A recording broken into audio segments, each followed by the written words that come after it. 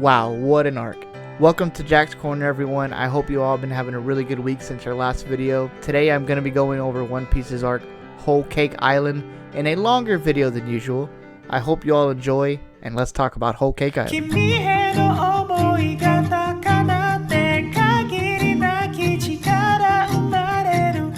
Last week's video I mentioned how excited I was for Whole Cake Island after the amazing setup that we got in Zou, and man oh man did this arc deliver. I laughed, I cried, I was angry, and I was happy, and that was all in one arc. And that's what I love about One Piece. The adventure, the experience, the emotions that Oda gives us as readers and viewers is something that I'm just so grateful to him. Kicking things off, the Sanji rescue team heads for Whole Cake Island on this team that concludes of Luffy, Nami, Chopper, Brook, Pedro, Carrot, and Peekums. When they finally arrive at an island off the coast of Whole Cake, they encounter our first major character, and that's Pudding, who we know at this point in time is the woman who is set to marry Sanji.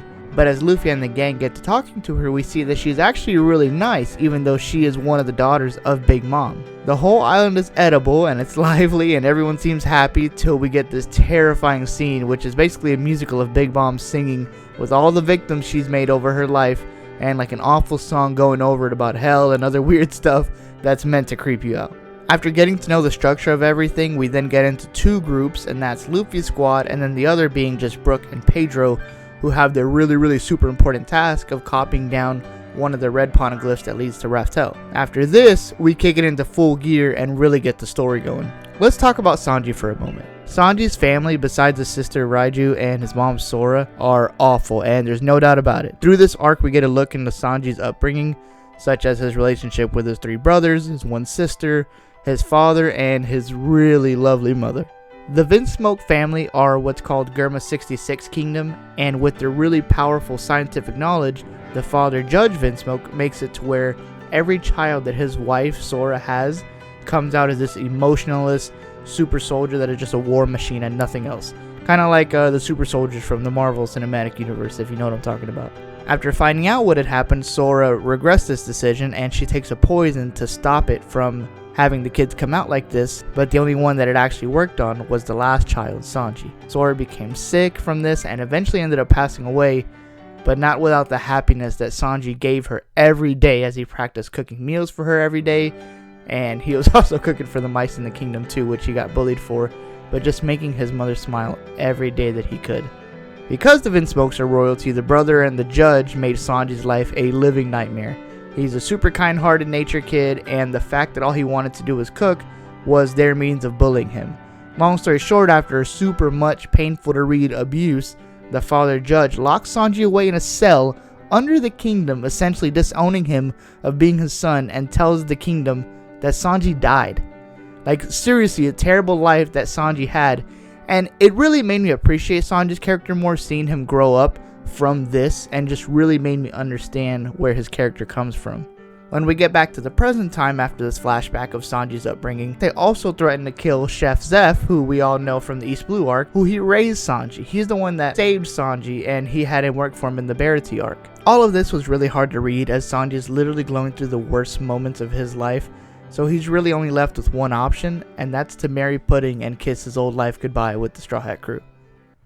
What follows next is honestly where my heart just couldn't take it anymore, and I see why you all have been telling me that this arc is such a big one. When Luffy and Nami finally find Sanji on the way to Big Mom's castle, Luffy jumps on Sanji's carriage and with the biggest smile on his face, excited to see his friend again and excited to take him back to the ship, we see Sanji kick him off the carriage and just berate him with words that he clearly doesn't mean. Sanji continues to insult Luffy and telling him he's never coming back, and while he's saying this, he's kicking Luffy over and over and over to the point where Luffy is losing teeth, he's bleeding constantly, but Luffy, still being the man that he is, refuses to throw even a punch back or even dodge his blows, because this is a duel of men. The part that really broke me is after Sanji lands the last blow, knocking out Luffy, Sanji gets back in the carriage and you can see the pain on his face. And that's when we get my favorite moment in probably the whole entire arc. Before I say it, I just want to say it's moments like these that really do it for me in One Piece.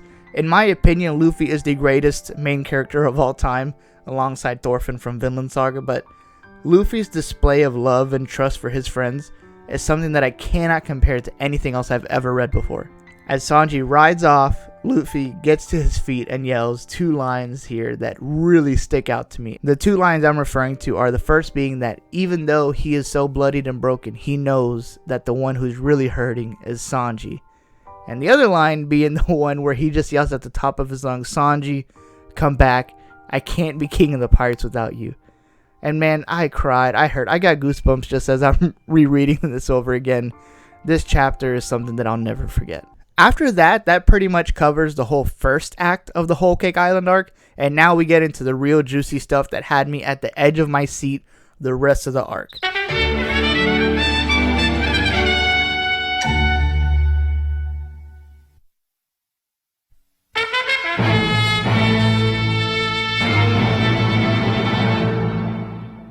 Remember when I touched on Capone Bege in the last video in Zoe?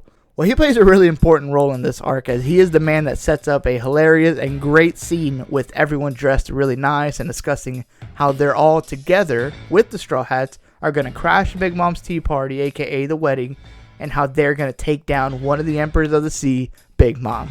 I know I haven't touched on Big Mom a lot so far, but that's because I've been saving it for now. I despise Big Mom, and I don't mean that in a way of like that she's a bad written character.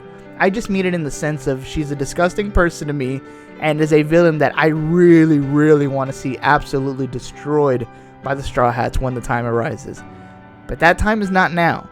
We do get a glimpse of Big Mom's creepy and terrifying past that literally ends up with her eating her foster family, and yes, she ate them without even knowing. But let's touch on the big part of this arc, and that's the tea party. Real quick Spitfire key moments I just want to throw out there that I don't want to go super into detail, but I just loved before I enter the tea party. 1, Pudding has a third eye and turns out to be a really evil person who I kind of got the vibe from the beginning, but she has been tricking Sanji all along this whole time and actually plans with Big Mom and the whole Big Mom family to kill all the Vinsmokes. That way they can take all their clones when it's done. Then we got my main man Jinbei is back. He leaves Big Mom's crew in the coolest way possible and is now a Straw Hat, which is incredible. Brook is the absolute best character ever in this arc.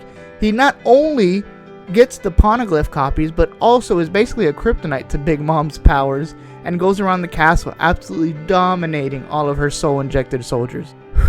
Did I get everything? I think that's kind of all the cool parts, but now back to the tea party. One character of all of Big Mom's crew that really got out the attention is Katakuri, one of Big Mom's son, and man, oh man, is he awesome. His design is fantastic, and he has the ability to see a little bit into the future using his advanced hockey abilities, which was super fun to see because that leaves so much more opportunity for hockey powers in the future with our boys. And as the wedding goes on, we as readers and viewers feel like this really crazy tension because now we know that as soon as the veil is lifted off Pudding, the Vinsmokes will all be killed and bam, the party's over. Well, nope. Luffy, using Brulee's devil fruit abilities to clone himself into multiple of himself, bursts out of Big Mom's wedding cake that she's been dying to eat for weeks. The cake is ruined. Sanji, being the gentleman that he is and knowing Pudding's plan the whole time and Big Mom's, is able to control the situation by literally just being himself and actually complimenting Pudding on the third eye and making her feel like she's beautiful, which along with the cake bursting causing the whole tea party to not go according to Big Mom's plan, it was just fantastic. The whole entire section was great and had me at the edge of my seat. Now before I move on, I want to touch on Sanji's character again because this is his arc essentially. Before the tea party, Sanji makes a meal and heads back to the spot where he attacked Luffy and looks for Luffy because Luffy said that he would not eat anybody else's cooking and that he would stay in that very spot till Sanji came back. Well, Sanji does come back, and that is when Sanji gives him a meal resembling what the meals used to look like that he used to give his mom, Sora. Luffy is starving and he has the biggest smile on his face and is grateful for not only Sanji's food, but he's grateful for Sanji even being there. I have goosebumps just talking about this scene, and I just loved it as Sanji tells Luffy, and even though his family is the absolute worst, he still can't let them die and he wants to save them at the party. And that's when Luffy agrees and tells Sanji, of course you feel like that. That's just who you are. Sanji is an incredible character. Now back to the tea party. The party is crashed, the cake is ruined, and everyone is fighting. Skipping ahead, we get a great chase scene of Big Mom losing her mind and chasing the Straw Hats relentlessly until she gets what she wants because of her hunger pangs, and that is the wedding cake. The crew finally reaches the Sunny, and that's when we see that Big Mom's children are already there and they are all powerful. So now we have this big showdown on the Sunny. Now while the Straw Hats are with Sunny and Big Mom's children, Sanji, Pudding, and Capone's wife, who is Lola's sister from Thriller Bark if you remember, begin to make the greatest wedding cake ever so that they can give it to Big Mom to distract her and get her off of her hunger pang. After this, we then get to the crazy parts of the story. Even though they've all been crazy, it just keeps going. Big Mom's children literally overwhelm the Straw Hats on the Sunny to the point where they cannot escape no more and they are about to die. We get a huge moment from Pedro, the mink, who has been a tremendous asset to the crew so far. He sacrifices himself with an explosion and frees the Sunny in the process, and the ship is then free and able to sail off. I did not expect this moment to hit me the way they did because Pedro has not been with us for so long, but man did it hit me. What follows now is the best fight in the series so far, and I know I said that with Luffy versus Doflamingo and Dressrosa, but just like how Oda does, he gets better and better every time, and the best fight to me so far is Luffy versus Katakuri. This fight was incredible. I love the Katakuri character and his Devil Fruit ability being the Mochi Mochi, which is really similar to Luffy's, just he has a more advanced take on it because he has an awakened ability. And it was just a great twist that made the fight that much better. The respect that they had for each other throughout the fight and just seeing Luffy struggle so much is what made this duel so great to me.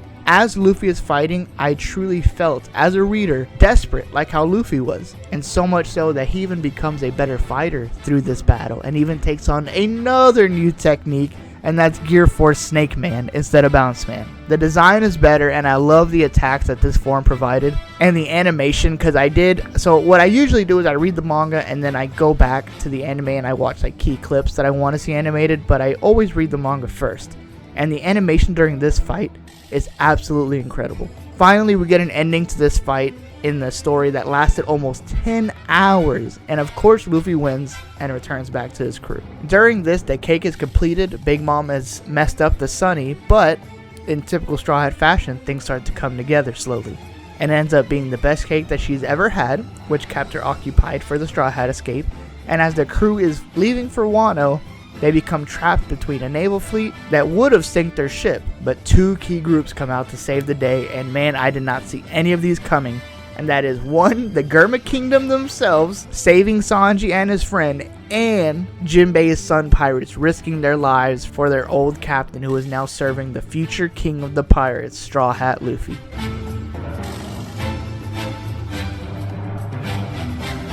Man, what an emotional roller coaster that this arc was, and I loved every single second of it. This is one of the special ones that made me feel things that arcs like Enies Lobby made me feel. Now, as of this video, I've not only completed Whole Cake Island, but I also completed the Reverie arc, which was very tiny. It was like 6 chapters. I was gonna put it in this week's video, but I decided this video is long enough, and the events that take place in Reverie, even though it's small, give me a lot to talk about. So it'll be in next week's video for sure, along with the first part of Wano.